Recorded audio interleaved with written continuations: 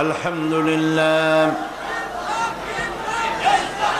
الحمد لله نحمده ونستعينه ونستغفره ونعوذ بالله من شرور أنفسنا ومن سيئات أعمالنا من يهد الله فلا مضل له ومن يضلل فلا هادي له ونشهد أن لا إله إلا الله وحده لا شريك له ونشهد أن سيدنا وحبيبنا ومولانا محمدا عبده ورسوله الذي أرسله بالحق بشيرا ونذيرا وداعيا إلى الله بإذنه وسراجا منيرا فقد قال الله تعالى في كلامه المجيد وفرقانه الحميد أعوذ بالله من الشيطان الرجيم بسم الله الرحمن الرحيم إن الله وملائكته يصلون على النبي يا أيها الذين آمنوا صلوا عليه وسلموا تسليما اللهم صل على مولانا محمد وعلى آل سيدنا مولانا محمد اللهم سيدنا مولانا محمد وعلى آل سيدنا مولانا محمد بلغ العلا بكماله كشف الدجى بجماله حسنت جميع خصاله صلوا عليه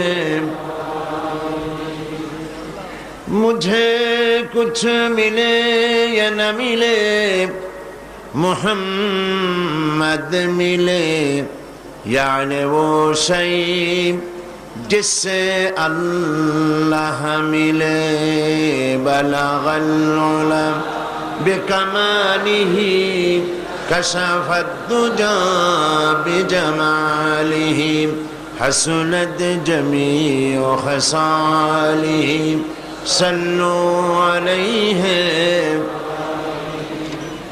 ये तेरी मेराज थी कि तू लौह कलम तक पहुँचा और मेरी मेराज है कि मैं तेरे कदम तक पहुँचा बलगल उला बिकमालिही कशफत दुजा बिजमालिही हसनत जमीअ खसालिही सल्लु अलैहि अल्लाहुम्मा आमीन रब्बना ज़लमना अनफुसना व इन लम तग़फिर लना व तरहमना लनकूनन्ना मिनल खासिरीन रब्बुल आलामीन इस्लामी समाज कल्याण परिषद चट्टग्राम কর্তৃক আয়োজিত 23তম বার্ষিক তাফসীরুল কোরআন মাহফিলের আজকের এই তৃতীয় দিনে লাখো মুসলমান নরনারী একত্রিত হয়ে কয়েকবার দুরূদ ও সালাম পড়েছি। মেহেরবানি করে দুরূদ ও সালাম টুকুন সোনার মদিনায় নবী পাকের রওজা মুবারকে পৌঁছে দাও।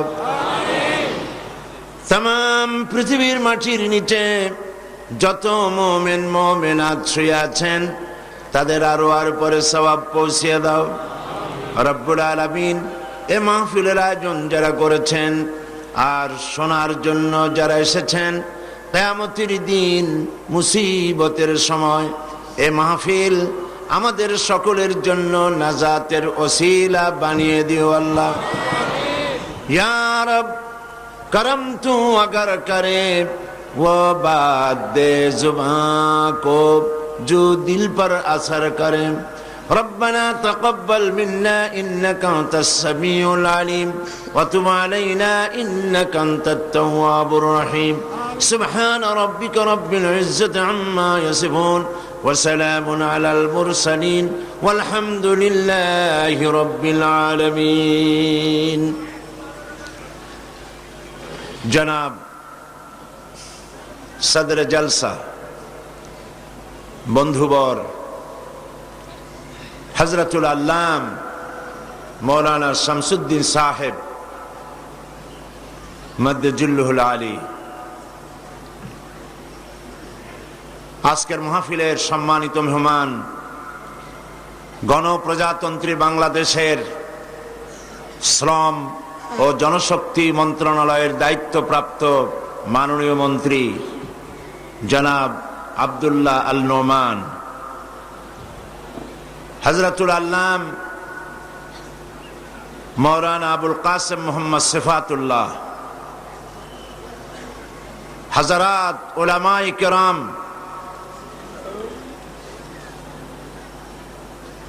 সুপ্রিয় সাংবাদিক বন্ধুগণ, উপস্থিত বীর চট্টলার সম্মানিত ব্যক্তিবর্গ এবং দেশের প্রত্যন্ত এলাকা থেকে আগত সম্মানিত ভাইয়েরা, পর্দার আড়ালের মা ও বোনেরা, আসসালামু আলাইকুম ওয়া রাহমাতুল্লাহি ওয়া বারাকাতুহু।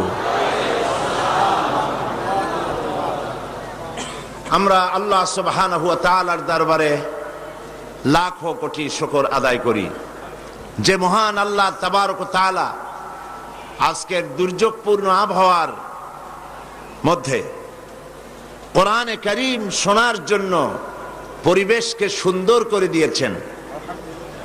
চতুর্দিক থেকে কোরআন প্রেমিকদেরকে এ মাহফিলে হাজির করেছেন। তার দরবারে নতশিরে শুকরিয়া আদায় করি, পড়ি আলহামদুলিল্লাহ। সবাই বলি আলহামদুলিল্লাহ। চট্টগ্রামে সমাজ কল্যাণ পরিষদ কর্তৃক আয়োজিত এই বিশাল তাফসীরুল কোরআন মাহফিল, বিদেশ থেকে আগত মেহমানরা বলেছেন, মিশর থেকে জামিয়া আজহার আর শরীফ থেকে জামিয়া উম্মুল কোরা মক্কা আল মুকাররমা, কুয়েত, কাতার, বিভিন্ন জায়গা থেকে বড় বড় সম্মানিত শিক্ষকবৃন্দ এ মাহফিলে এসেছেন, বিগত বছরে বক্তব্য রেখেছেন এবং তারা এই স্বীকৃতি দিয়েছেন পৃথিবীতে তাফসীরুল কোরআনের এত বড় মাহফিল দুনিয়ায় কোথাও হয় না। আমরা আল্লাহ পাকের শুকর আদায় করি। চট্টগ্রাম ধন্য। স্বাধীনতার ঘোষণা এই চট্টগ্রাম থেকেই হয়েছিল এবং আমি আশা করি বাংলাদেশকে ইসলামী প্রজাতন্ত্র ঘোষণা এই চট্টগ্রাম থেকেই হবে ইনশাআল্লাহ।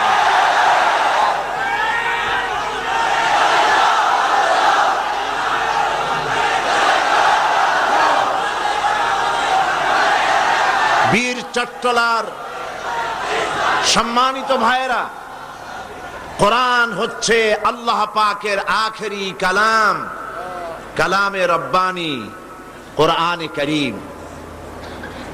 এই কোরআনে কারীমের সঙ্গে যারা সম্মান করে, আদব করে, আল্লাহ তাদেরকে সম্মানিত করেন।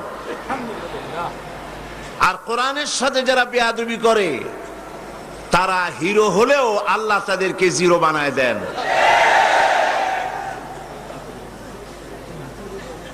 আমাদের সম্মানিত মাননীয় মন্ত্রী মহোদয় তার বক্তব্যের মধ্যে শুরুতেই বলেছেন, ওনার চোখে দেখা, চট্টগ্রামবাসীদের চোখে দেখা ঘটনা, কোরআনের সঙ্গে যে বেয়াদবিটা তারা করলো, এই বেয়াদবির শাস্তি আল্লাহ তাদেরকে দিয়েছেন।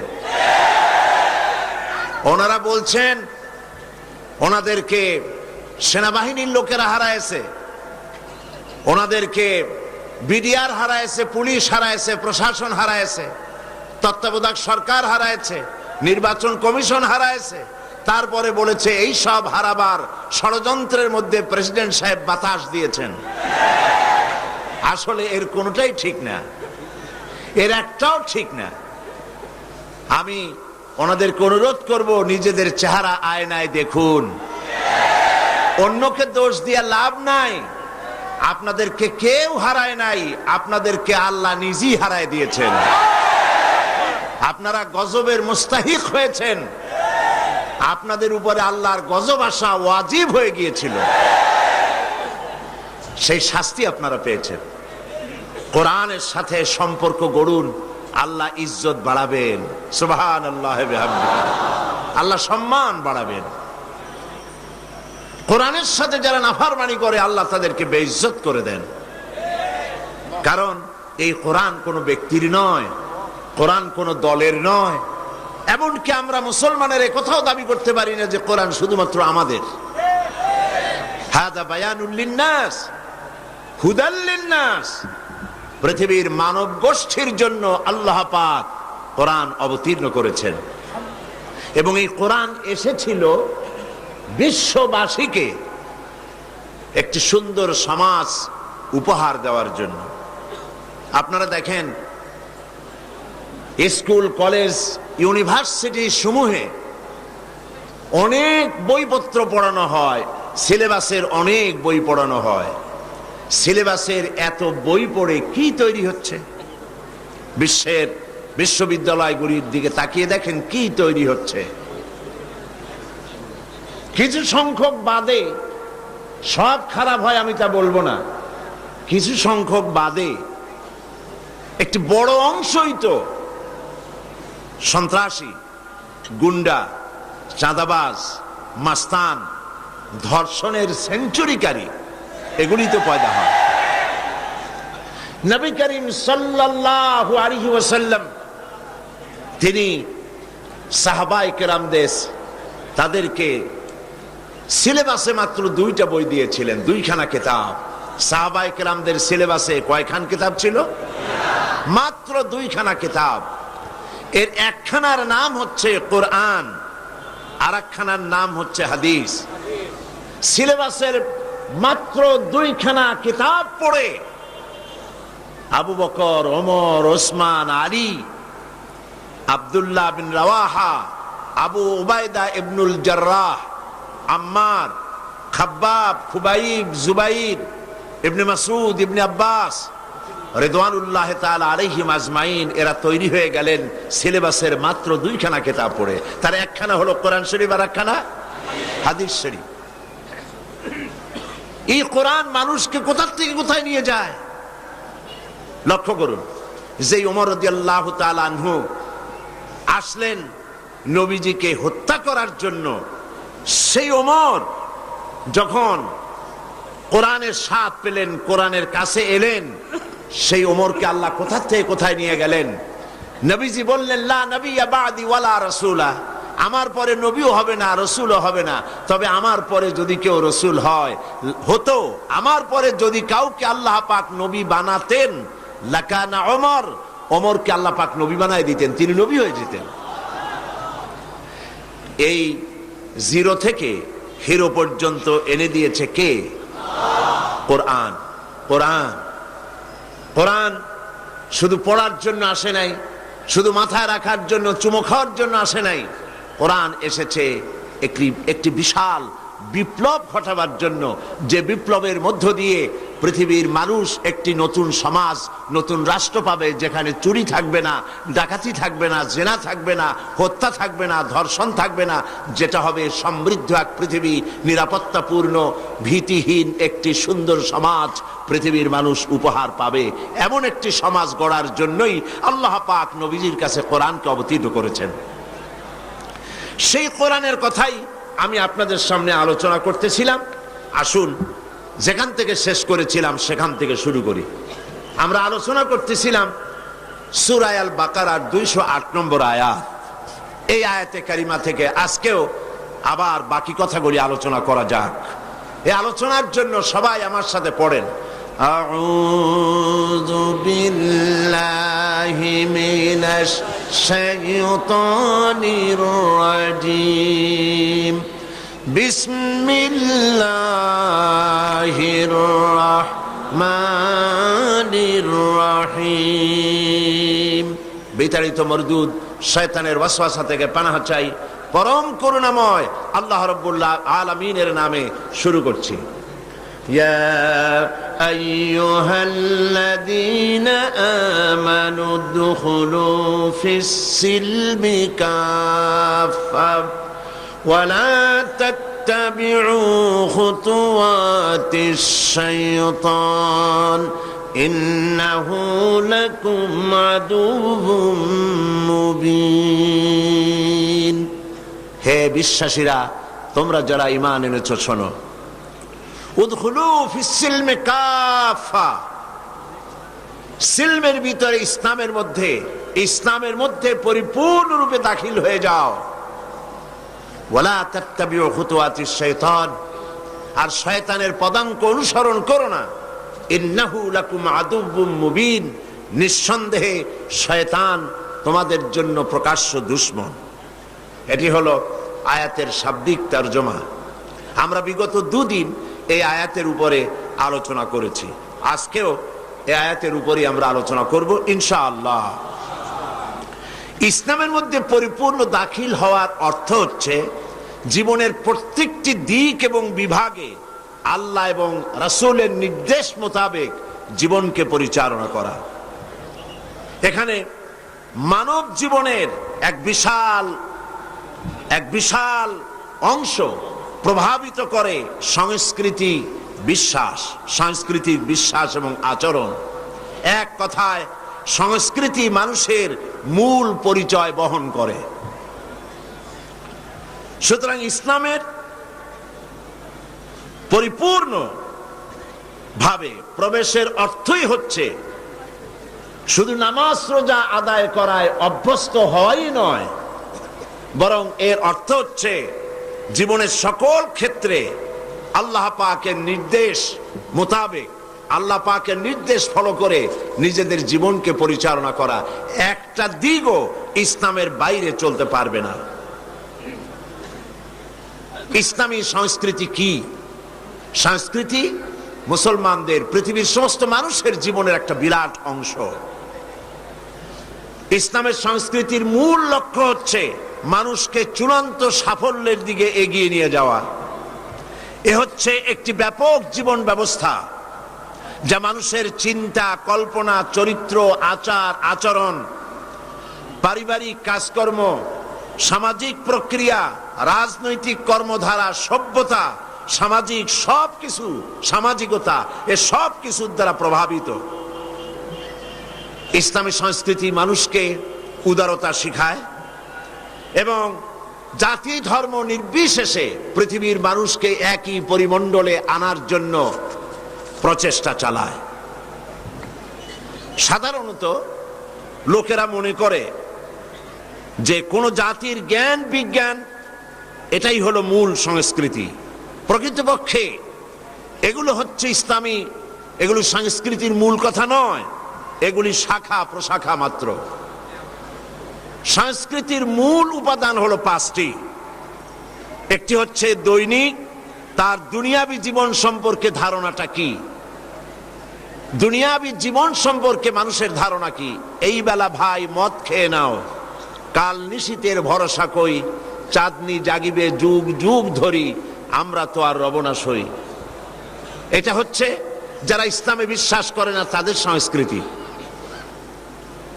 নগদ যা পাও হাত পেতে নাও, বাকির খাতায় শূন্য থাক, দূরের বাদ্য কিলাপ শুনে মাঝখানে যে বেজায় ফাঁক। এগুলি হচ্ছে ইট, ড্রিঙ্ক অ্যান্ড বি মেরি, খাও পান করো আর ফুর্তি করো, নো ফুর্তি, ডু ফুর্তি নো চিন্তা। এই চিন্তায় যারা, এই চিন্তা চেতনায় যারা বিশ্বাসী, এগুলি হচ্ছে তাদের সংস্কৃতি। সুতরাং আজকে একটি বিরাট একটি বিষয় কোরআন শরীফের আলোকে আলোচনা করতে চাই যে ইসলামের সংস্কৃতি বিষয়টা কি, জিনিসটা কি। মানুষ গোড়া থেকেই তার নিজের সম্পর্কে ধারণা করে এসেছে, একটি মারাত্মক ভুল করে এসেছে গোড়া থেকে। সে কখনো নিজেকে মনে করেছে অনেক শক্তিধর, আবার কখনো সে মনে করেছে নিজেকে অনেক তুচ্ছ মনে করেছে। যেমন সে ইনফিরিয়রিটি কমপ্লেক্সে ভুগেছে, কখনো সুপিরিয়রিটি কমপ্লেক্সে ভুগেছে। কখনো এই মানুষ বলেছে মান আসাদ্দু মিন্না কুওয়া, আমার চাইতে শক্তিশালী আর কে হতে পারে। আবার কখনো বলেছে আনা রব্বুকুমুল আলা, আমি তোমাদের বড় রব, আমি তোমাদের স্রষ্টা। এখন আল্লাহ পাক তার মূল পজিশনটাকে জানাচ্ছে যে তোমার মূল পজিশনটা কি। মানুষ একদিকে নিজেকে অনেক বড় মনে করেছে, আবার নিজের মতো কোনো মানুষের মধ্যে কোনো শক্তি দেখলে পরে তাকে আল্লাহর আসনে পৌঁছে দিয়েছে। যেমন ইহুদিরা বলেছে ওয়াকালাতিল ইয়াহুদু উযাইরুন ইবনুল্লাহ, ইহুদিরা বলেছে উযাইর আল্লাহর পুত্র। খ্রিস্টানেরা বলেছে ওয়াকালাতিন নাসারাল মাসীহু ইবনুল্লাহ, খ্রিস্টানেরা বলেছে মসিহ ঈসা আলাইহিস সালামকে তারা আল্লাহর পুত্র বলেছে। নাউযুবিল্লাহি মিন যালিক। মানুষ নিজের থেকে, নিজের মতো মানুষের সামনেই মাথা নত করেছে। সাপের মধ্যে শক্তি আছে, বাঘের মধ্যে শক্তি আছে, আগুনের মধ্যে শক্তি আছে, এগুলি দেখে তার সামনে মাথা নত করেছে। আর আল্লাহ পাক তাদের শুনিয়েছেন ইন্নাল্লাযীনা তাদউনা মিন দুনিল্লাহি ইবাদুন আমসালুকুম, আমাকে বাদ দিয়ে তোমরা যাদেরকে ডাকো তারা হচ্ছে তোমার মতো আমার আরেকটি গোলাম। সুতরাং মানুষের প্রকৃত মর্যাদা কি? সে যত বড় মনে করে তত বড় সে নয়, আবার যত তুচ্ছ মনে করে তত তুচ্ছ সে নয়। মানুষের এই দুই চরম পন্থার মধ্য দিয়ে আল্লাহ পাক তার প্রকৃত মানুষের আসল মর্যাদাটা কি সেই জিনিসটা আল্লাহ পাক তাকে বুঝাচ্ছেন। তুমি যে নিজেকে বড় মনে করো, আসলে তো তুমি অত বড় নও, কারণ তুমি তোমার সৃষ্টিগত মূল তত্ত্বের দিকে লক্ষ্য করো। আল্লাহ রাব্বুল আলামিন কোরআনে কারীমের ভিতরে বলেছেন ফালইয়ানজুরিল ইনসানু মিম্মা খুলিক খুলিকা মিম্মা ইন দাফিকিন ইয়াখরুজু মিন বাইনিস সুলবি ওয়াত তারাইব।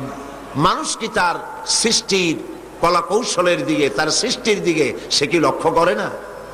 তুমি তো সামান্য এক ফোঁটা পানি ছিলে, সেই এক ফোঁটা পানি থেকে, নাপাক পানি বিন্দু থেকে তোমাকে সৃষ্টি করা হয়েছে। এখন মানুষ যেন তার মূল সৃষ্টি সম্পর্কে বুঝতে না পারে, আল্লাহর কুদরত সম্পর্কে বুঝতে না পারে, সেই জন্য মাঝখানে বলা হয়েছে যে মানুষ তো আসলে মানুষই না। তো মানুষ কি? ডারউইন থিওরি পেশ করেছে মানুষ হলো আসলে বাঁদর। মানুষ এসেছে বাঁদর থেকে, এটাকে বলা হয়েছে থিওরি অফ ইভলিউশন, বিবর্তনবাদ বা ক্রমবিকাশবাদ। ডারউইন সাহেব বাঁদর দেখে, শিম্পাঞ্জি দেখে, ওরাং ওটাং দেখে মনে করেছেন মানুষের পূর্বপুরুষ হলো বান্দর বা ওরাং ওটাং। এটা কি করে সম্ভব? কোন জিনিসের সাথে কোন জিনিসের সিমিলারিটি থাকলে এটা ওটার পূর্বপুরুষটা বলা যায় কি করে? যেমন বোয়াল মাছ, পাবদা মাছ দেখতে বোয়াল মাছের মতো, কিন্তু তাই বলে কোন পাগল তাস পর্যন্ত বলেনি যে পাবদাগুলি আস্তে আস্তে করে বোয়াল হয়ে গিয়েছে। বাঁদর এবং শিম্পাঞ্জির সাথে মানুষের কোন সিমিলারিটি যদি থাকে, তাহলে কি করে যা বলা যাবে যে মানুষের পূর্বপুরুষ ছিল বাঁদর? যদি তাই হবে, তাহলে জঙ্গলের ভিতরে যত বাঁদর আছে, কোন বাঁদর তো এরকম হলো না যে বাঁদরের বুক পর্যন্ত মানুষের মতো হয়ে গেছে, আর একটু দুধ আর পনির খাওয়াইলে পরে পুরা মানুষ হয়ে যাবে। এমনটি তো কখনো হয়নি। সুতরাং মানুষ কোত্থেকে এসেছে এটা ডারউইন সাহেব বুঝবেন না, আর বোঝেন নাই বলি 25,000 বছরের একটি মিসিং লিঙ্ক হয়েছে। তিনি বলতে চেয়েছেন এই মানুষ আসলে বানর ছিল, পাছা একটা লেজ ছিল, সে ডালে ডালে লাফালাফি করেছে, অকস্মাৎ পাছার লেজ একদিন খসে পড়ে গিয়ে লেজবিহীন এই মডার্ন মানুষে পরিণত হয়েছে। কিন্তু লেজটা খসলো কবে এটা উনি আবিষ্কার করতে পারেন নাই বলে এটাকে মিসিং লিঙ্ক বলা হয়েছে বিজ্ঞানের পরিভাষায়। অবশ্য আজকালকার বিজ্ঞানীরা এই থিওরিকে ডাস্টবিনে নিক্ষেপ করেছে, তারা এটা বিশ্বাস করে না। এখন মানুষ সে নিজেকে বড় মনে করে অথবা ছোট মনে করে, মূল পজিশন তার কি, কোত্থেকে এসেছে, মানুষের অরিজিন কি? আল্লাহ রাব্বুল আলামিন বলেন, লক্ষ্য করো, فَإِنَّا خَلَقْنَاكُم مِّن تُرَابٍ ثُمَّ مِن نُّطْفَةٍ ثُمَّ مِنْ عَلَقَةٍ ثُمَّ مِن مُّضْغَةٍ। মাটির নির্যাস থেকে, মাটির উপকরণ থেকে তোমাকে পয়দা করা হয়েছে, এক ফোঁটা নাপাক পানি বিন্দু দিয়ে তোমার উৎপত্তি হয়েছে, সেখান থেকে রক্তপিণ্ড হয়েছে, জমাট রক্ত থেকে গোশতপিণ্ড হয়েছে,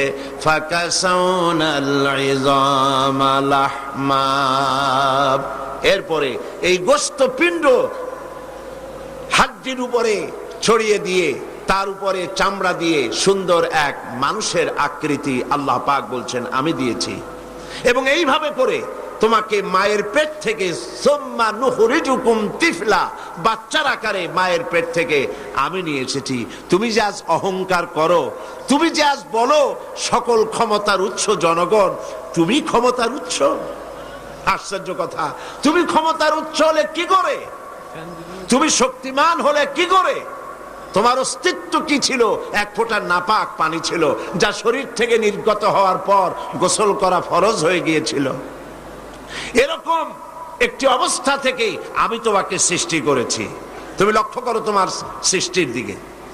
ইয়া আইয়ুহাল ইনসানু মা গাররাকা বিরাব্বিকাল কারীম আল্লাযী খালাকাকা ফাসাওয়াকা ফাআদালাক ফি আইয়ি সূরাতিন মা শাআ রাক্কাবাক। হে মানব সকল, কোন জিনিস তোমাকে তোমার রবের ইবাদত থেকে তোমাকে ফিরিয়ে দিল? তোমাকে আমি যেমন খুশি আমি তোমাকে সৃষ্টি করেছি, সুন্দর আকৃতি দিয়েছি, এবং তোমার মায়ের পেট থেকে যখন আমি তোমাকে এনেছি, ওয়াল্লাহু আখরাজাকুম মিন বুতুনি উম্মাহাতিকুম লা তা'লামুনা শাইআ। মায়ের পেট থেকে এমন অবস্থায় তোমাকে বের করে আনা হয়েছে যখন তোমার কোনো হুঁশ ছিল না, জ্ঞান ছিল না। আল্লাহ রাব্বুল আলামিন বলেন, এই পৃথিবীতে আমি তোমাকে আনলাম, তোমার খাবারের ব্যবস্থা আমি রব্বুল আলামিন করে দিলাম। মায়ের পেটের ভিতরে যখন তুমি ছিলে, সেখানে খাবারের ব্যবস্থা কে করেছে? বলুন, কে করেছেন? মায়ের নাভির সঙ্গে সন্তানের নাভির সাথে একটি তার লাগিয়ে দিয়ে মায়ের মাসিক অসুখকে বন্ধ করে দিয়ে এই রক্ত দিয়ে পরিপুষ্ট করেছেন আল্লাহ পাক এই সন্তানকে। যখন সন্তান পৃথিবীতে এলো, নাড়িটা কাটা হয়ে গেল, একটা লাইন বন্ধ হলো খাবার, আল্লাহ রাব্বুল আলামিন মায়ের বুক থেকে সন্তানের জন্য খাবারের জন্য ডাবল লাইন চালু করে দিলেন। সিঙ্গেল ছিল, ডাবল লাইন আল্লাহ চালু করে দিলেন। তো তোমার অস্তিত্ব তো এখানে, তুমি তো নির্ভরশীল ছিলে, অসহায় ছিলে। তুমি নিজেকে কি করে তুমি বড় মনে করো? তোমার পৃথিবীতে যা খাচ্ছ পড়ছ সব তো আমার দান। এগুলি সব কার দান? বলেন, কার দান? সবকিছু আল্লাহ পাকের দান। তুমি যে জমিনে ফসল ফলাও, এই ফসলটা তুমি কোত্থেকে ফলালে?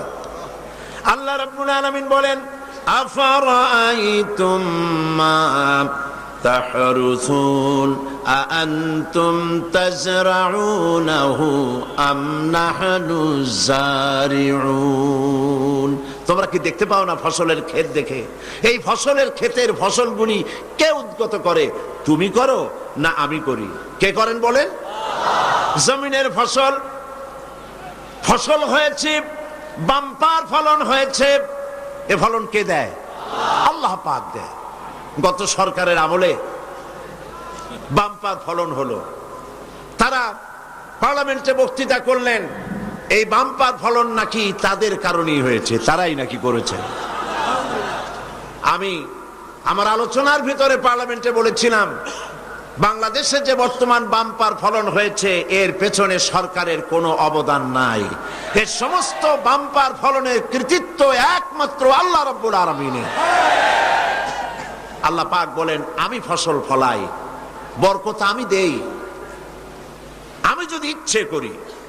লাউ নাশাউ লাজআলনাহু হুতামান ফাযালতুম তাফাক্কাহুন। আমি যদি ইচ্ছে করি সমস্ত ফসলগুলিকে, ধানগুলিকে চিটায় পরিণত করে দিতে পারি। পারে কিনা বলেন? ধানের মধ্যে চাউল থাকবে না, করতে পারেন না আল্লাহ? ধানগুলি অনেক সময় আমাদের দেশে চিটা হয় না, আল্লাহ পাক বলেন আমি যদি ইচ্ছে করি ধানের মধ্যে কোনো চাউলই হবে না, সব চিটায় পরিণত করে দেব। পারবো না? পারবেন না আল্লাহ পাক? তখন তোমরা কি করবা? ধর্মঘট করবা? ধর্মঘট করবা? হরতাল করবা? তাতে আল্লাহর কিছু হবে? তখন তোমরা কি করবে? সমস্ত ফসল জুড়ে বিনষ্ট হয়ে যায়, তখন তোমরা শুধু এতটুকুনি বলতে পারবে, ইন্না লামুগরামুন বাল নাহনু মাহরুমুন। তখন তোমরা কপালে হাত মারবে আর বলবে আমরা মাহরুম হয়ে গেলাম, আমরা বঞ্চিত হয়ে গেলাম। আরে কপালে হাত মারা ছাড়া আর কিছুই করতে পারবে না। তোমরা নিজেদেরকে যে বড়াই করো, এই বড়াই কোনো কাজের নয়। মানুষের এই অসহায়ত্বের কথাগুলি আল্লাহ পাক কোরআন শরীফে এভাবে তুলে ধরেছেন।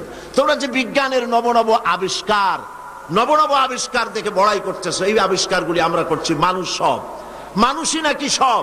বিজ্ঞানের আবিষ্কার দেখে কোরআনকে, আল্লাহকে, রসুলকে মানুষ অবজ্ঞা করতেছে। আসলে বিজ্ঞান মানে কি? বিজ্ঞান মানে হলো বিশেষ জ্ঞান। বিজ্ঞান মানে কি? বিশেষ জ্ঞান। তো বিশেষ জ্ঞান কি? যেমন ধরুন আমার সামনে এই মাইক, এই মাইকের মধ্যে এই সবগুলি মৌলিক উপাদান আল্লাহর। এই মাইকের যত মৌলিক উপাদান কার? বলেন সবাই কার? এর মধ্যে তামা আছে, দস্তা আছে, প্লাস্টিক আছে, লোহা আছে। মৌলিক উপাদানগুলি সব আল্লাহর। প্লেন বলেন, জাহাজ বলেন, রিক্সা বলেন, গাড়ি বলেন, যাই বলেন, মৌলিক জিনিসগুলি আল্লাহর। বিজ্ঞান